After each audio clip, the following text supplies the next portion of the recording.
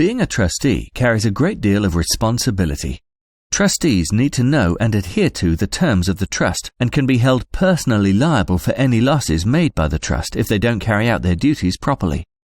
So it's surprising to learn that when people set up a trust, they often look to their children, relatives, and people they trust as their choice of trustees to manage the trust assets after they've gone. Baffling when you know that all of the trustees need to be in complete agreement about every decision made, and how often this leads to disputes, especially where the trustees are also beneficiaries of the trust and conflicts of interest can arise.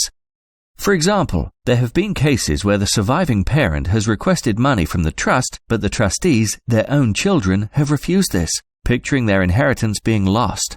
Imagine having your own children in charge of how you spend your money. When an untrained person is appointed as a trustee, decisions will be made which may not be completely in the interest of the beneficiary or beneficiaries, because they don't have a clear understanding of the impact their decisions may have on the beneficiary's inheritance.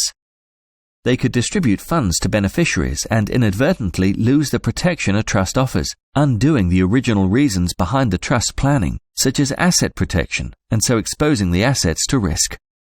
There may also be difficult and sensitive decisions to be made by the trustees. There could be beneficiaries who are financially irresponsible or at risk of wasting their inheritance, perhaps because they have an addiction or a mental illness. Take Johnny, known for his reckless spending habits. He asks for money to buy a new car. A trustee related to Johnny might find it difficult to refuse him, whereas a professional trustee would simply approve the purchase of a Fiat rather than the Ferrari he'd asked for. Then there's Alison, who's in a relationship with someone likely to exercise control over any inheritance she received outright. And young Danny, who's disabled and has means-tested benefits he would lose if he inherits a lump sum of money outright. A professional trustee will ensure funds are distributed in line with the settler's wishes, in the most tax-efficient manner, and with the maximum protection. They cannot be swayed by pressure from a beneficiary and take a totally unbiased approach when dealing with the deceased's assets. Professional trustees assist other trustees, ensuring all of them meet their legal duties and responsibilities and act in the best interests of the beneficiaries as a whole. It's a balancing act between satisfying the request of a beneficiary while also protecting the interests of the other beneficiaries. The simple truth is that a professional trustee who does their job keeps the trust out of trouble. Usually expensive trouble that a lay trustee would not have seen coming. They're like the family trust police. But using a professional trustee costs money.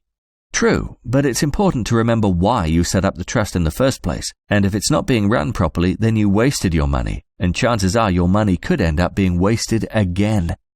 If our car needed some major repairs, few of us would attempt a DIY job and would seek out a qualified mechanic to do the work, in the knowledge that our car being safe to drive far outweighs the costs involved. Cheap can be expensive in the long run. Why take the risk?